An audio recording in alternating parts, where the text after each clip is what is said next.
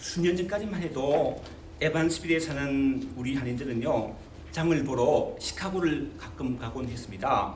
그때는 한국 식품을 파는 마켓이 이곳에 없었기 때문이죠. 그래서 누군가 시카고로 가게 되면 여러 사람들의 주문을 받아서 한국 식품을 한 차 가득히 실어오곤 했지요.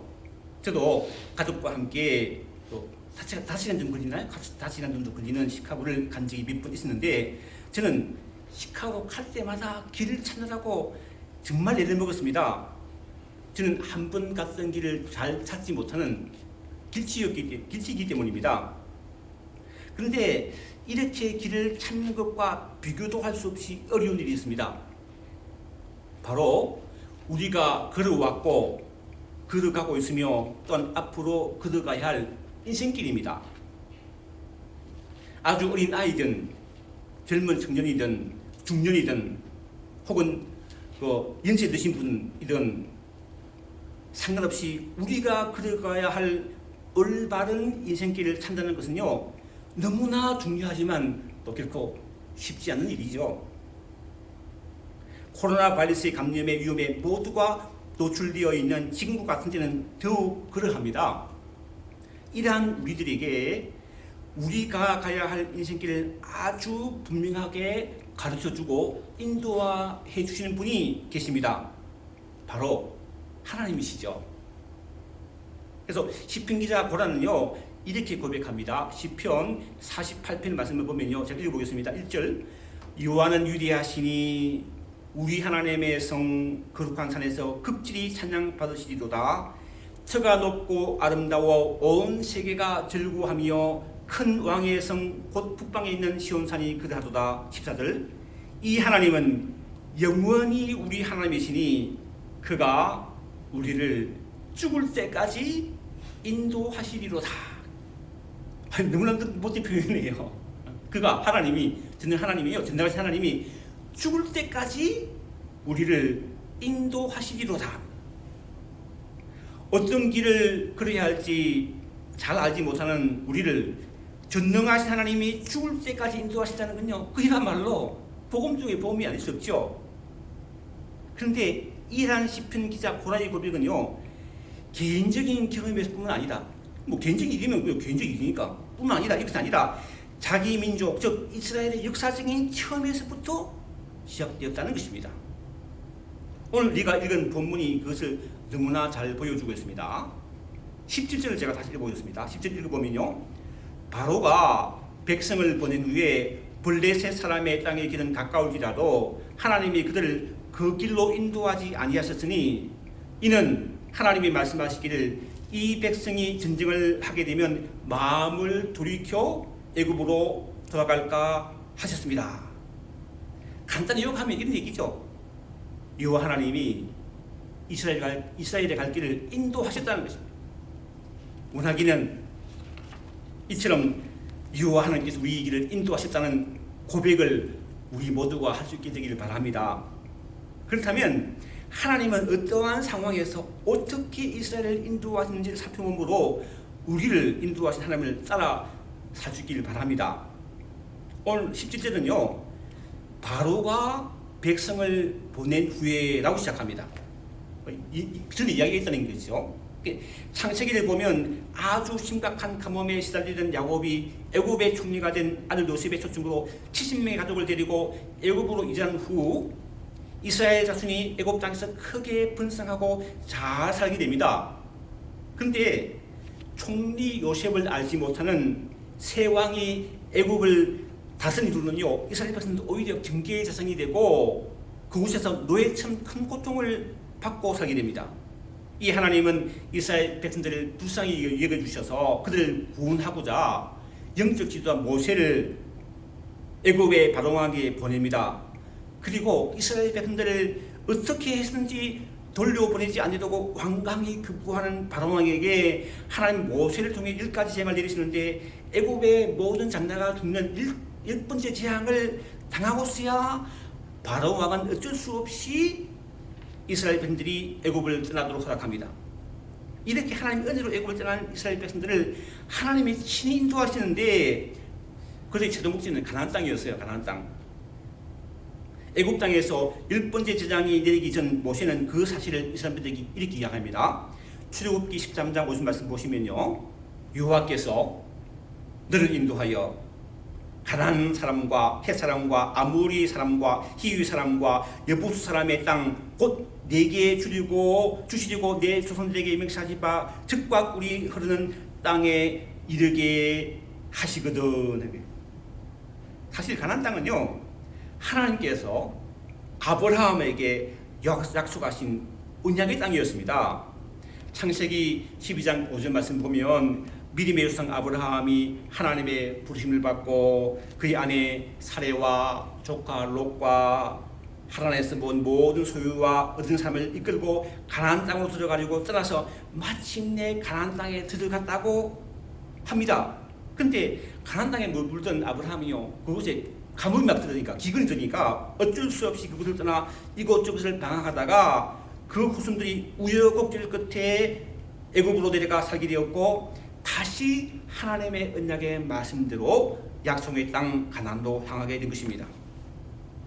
근데 이스라엘 백성들이 종살이 하던 애굽에서 약속의 땅인 가나안으로 가는 지름길은요, 해안 도시 가사를 통하는 지중해안 길이었습니다. 이 길은 4일밖에 걸리지 않는데 하나님은 이스라엘을 이렇게 가까운 길로 인도하지 않으셨습니다.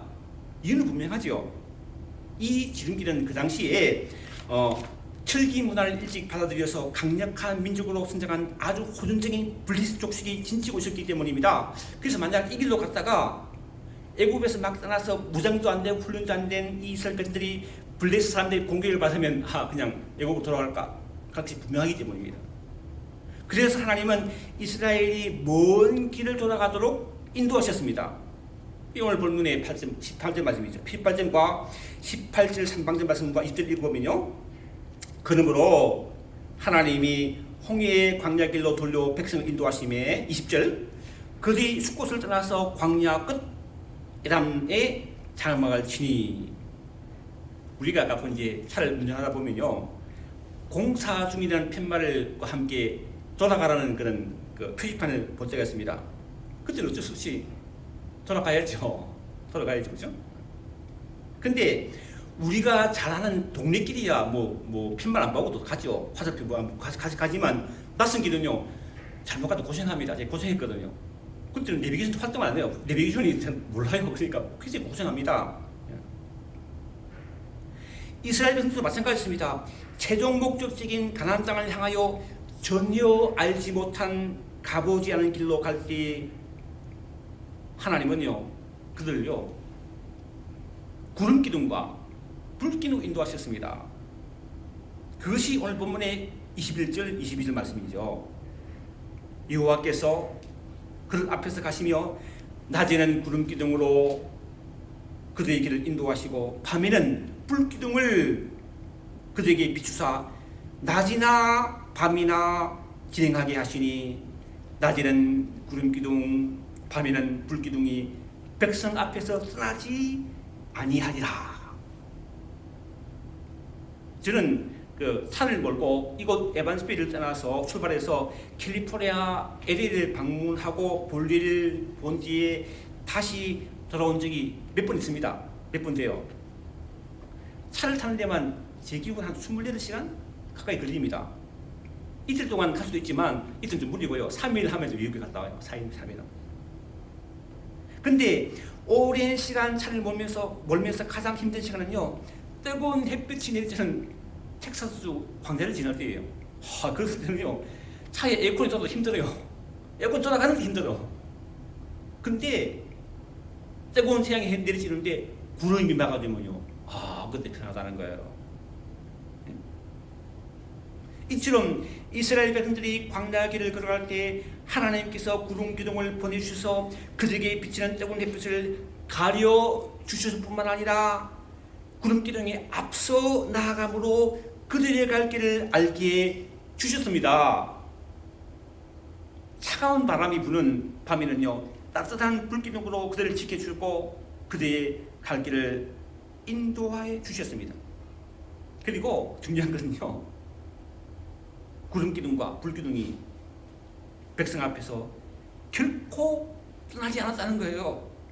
정말 놀라운 하나님의 인도하심이었습니다.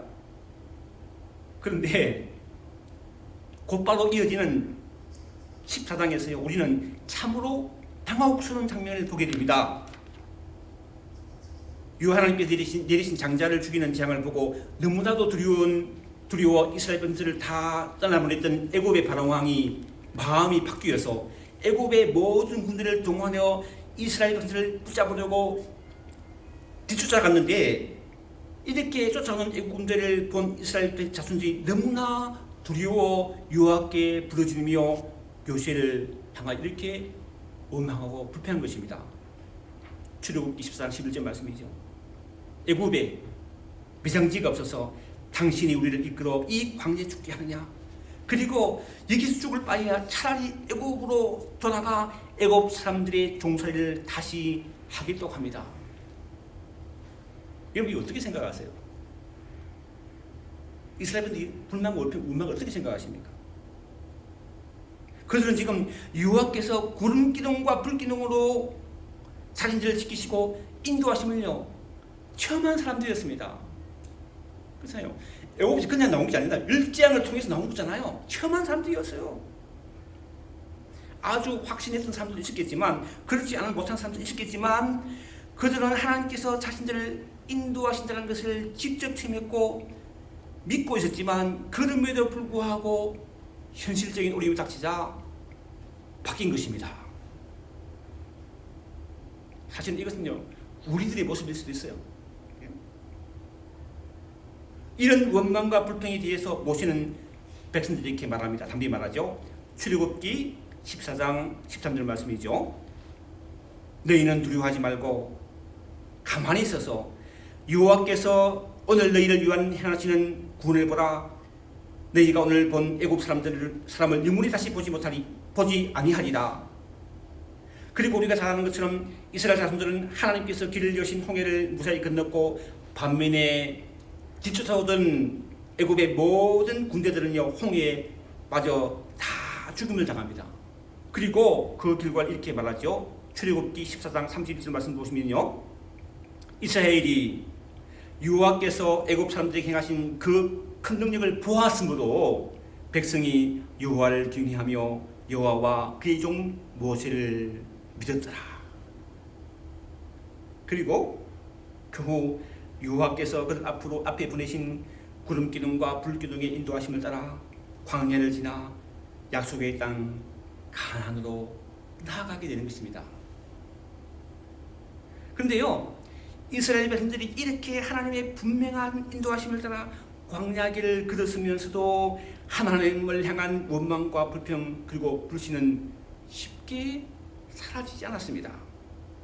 출애굽기 32장을 보면요, 하나님으로부터 십계명을 받기 위해 시내산에 올랐던 모세가 쉽게 내려오지 않자 아론을 중심으로 금송아지를 만들어 섬기는 죄를 범함으로 백성 중에 3,000명 가량이 죽음을 당하는 심판을 당한 것입니다.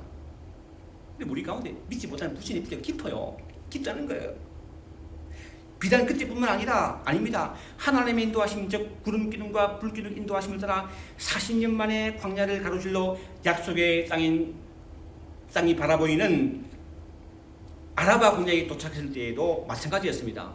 가나안에 들어가기 위해 모세가 12명의 정탐꾼을 가나안 땅에 보냈는데 12명의 정탐꾼 중 1명이 들어와서 보고하기를 가나안 땅이 정말 좋은 땅이 좋긴 한데 그곳에는요 우리보다 크고 힘센 사람들이 가나안 땅에 살고 있기에 도저히 우리 힘으로는 들어가지 못한다고 하나님의 인도하심을 전적으로 부정하는 보고를 합니다. 이때 모세가 이렇게 그들을 설명 이렇게 말하죠. 신명기 30장 1장 30절로 33절 말씀인데요. 제가 읽어보겠습니다. 신명기 1장 30절입니다. 너희보다 먼저 가시는 너희 하나님 여호와께서 애굽에서 너희를 위하여 너희 목전에서 모든 일을 행하신 같이 이제도 너희를 위하여 싸우실 것이며 광야에서도 너희가 당하였거니와 사람이 자기 아들을 안는 것 같이 너희 하나님 여호와께서 너희가 걸어온 길에서 너희를 안으사 이곳까지 이르게 하셨느니라. 이 일에 너희가 너희 하나님 여호와를 믿지 아니하도다. 그는 하나님이죠. 너희보다 먼저 그 길을 가시며 장막 칠 곳을 찾으시고 밤에는 불로 낮에는 구름으로 너희가 갈 길을 지시하신 자신이라. 이러한 모세의 믿음의 고백처럼 하나님은 이스라엘 백성들을 인도하셔서 약속의 땅인 가나안에 들어가게 하셨고 그 땅을 차지하게 하셨습니다. 그리고 그 이후로 구약 성경 곳곳에는요, 이스라엘 백성들이 믿음을 잃고 큰 위기를 당할 때마다 여호와 하나님의 인도하심을 반복하여 강조하고 있는 것을 볼 수 있습니다. 특별히 느헤미야서는요, 자신들의 죄로 무너진 예루살렘 성벽을 재건하는 이야기를 담고 있는데, 이스라엘 사람들이 다 모여 금식하며 믿음으로 살지 못한 자신들의 죄를 회개하며 기도할 때 이런 말씀이 선포되죠. 느헤미야 9장 11절로 12절 말씀입니다. 들어보세요.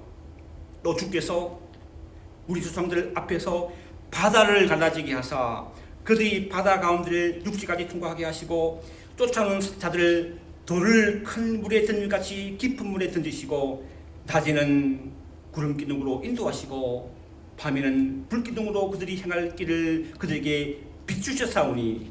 느헤미야 9장 19절입니다.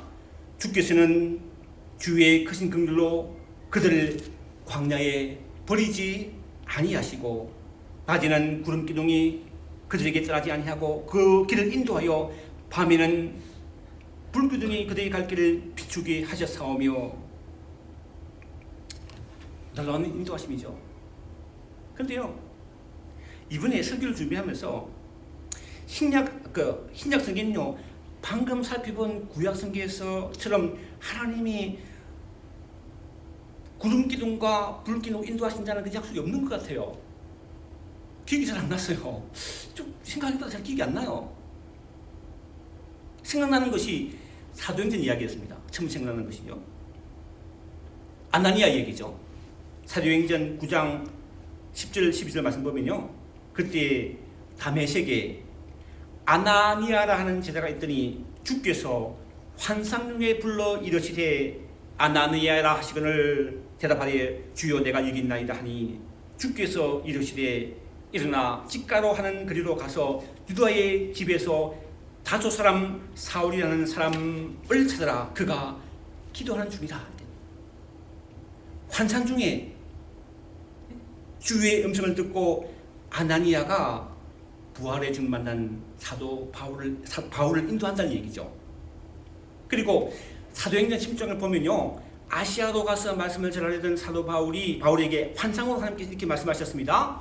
사도행전 16장 9절로 10절 말씀인데요, 읽어보면 밤에 환상이 바울에게 보이니 마게도냐 사람 하나가 서서 그에게 청하여 이르되 마게도냐로, 유럽이죠, 마게도냐로 건너와서 우리를 도우라 하거늘 바울이 그 환상을 보았을 때 우리가 곧 마게도냐로 떠나기로 힘쓰니 이는 하나님이 저 사람들에게 복음을 전하라고 우리를 부르신 줄로 인정합니다. 하나님은요, 환상 가운데 아나니아와 바울을 인도하신 것입니다. 근데요, 이런 인도하심은요, 조금 특별한 경우라 할 수밖에 없습니다. 우리 환상 중에 볼 수도 없잖아요, 그렇죠? 그리고 또 우리는 아나니아나 사울같이 하나님 앞에 아주 귀하게 쓰임받는 삶이 아니라 평범한 그리스도인들이거든요. 우리는 환상 중에 인도가 이상하잖아요, 그죠? 그래서 한참 고민하다가 생각한 그 찬양이 있는데요, 찬송가였습니다. 569장 찬송가에 생각났어요. 뭔지 아세요? 선한 목자 되신 우리 주 항상 인도하시고 푸른 풀밭 좋은 곳에서 우리를 먹여주셔서 선한 목자 구세주여 항상 인도하셔서 선한 목자 구세주여 어떻게요? 항상 인도하셔서. 이 찬송의 근거는요, 요한복음 10장 11절입니다. 읽어보면요, 나는 선한 목자라. 선한 목자는 양들을 위하여 목숨을 버리거니와. 우리가 믿는 예수님은요, 우리의 선한 목자라는 거예요. 나의 선한 목자라는 것입니다. 이 말을 뒤집어 말하면 우리는 우리를 위하여 목숨을 버리신 선한 목자 되신 예수님의 귀한 양이라는 것이요. 신약 성경이 우리를 향으로 예수님을 목자로 표현한 이유가 있습니다. 우리는요, 양을 너무나도 닮았기 때문이에요. 양에는 10가지 특징이 있다고 합니다. 양이 10가지인데요. 첫째는요, 양은요, 눈이 나쁘다, 시력이 나쁘다는 거예요. 그래서 그 앞에 무엇인가 보이면 졸로 따라간다는 게 무조건 따라간다는 거예요. 둘째, 양은요, 잘 숨는답니다. 그래서 야생개들의 속임에 이르되어 죽임을 당한다는 거예요. 셋째, 잘 넘어진답니다. 양의 다리는 약해서 잘 넘어지고 맹수에게 잡아 먹힌다는 거예요. 넘어지면 못 일어난다요. 스스로 모른다. 누군가 일으켜줘야 된다는 거예요. 또 중심을 금방 잡지 못한답니다. 그래서 이렇게 세운으로 중심을 잡도록 이게 목자가 붙어줘야 된다는 거예요. 계속 붙어준다는 거예요. 양은 이기적이고 제 멋대로 한답니다. 자기 먹을 것만 찾는다는 거예요. 그래서 잘못된 길로 간다는 거예요. 또 양은요, 방향감이 없대요. 무조건 직진해요. 직진. 절벽을 직진하다가 절벽에 때려준다는 거예요. 또 양은요, 방어력이 없답니다. 방어력이 제대로 없답니다. 양은 자신을 방어할 수 있는 능력이 전혀 없는 동물이다. 일제 마지막은요, 죽을 때 온수대진대요. 암수나 돼지 등의 동물은요, 죽음 직전에 찰나고 발부둥치지만 양은 죽음 앞에서는요, 모든 것을 채 만든 온수대진다고 합니다. 우리 삶이 그렇잖아요. 그렇죠?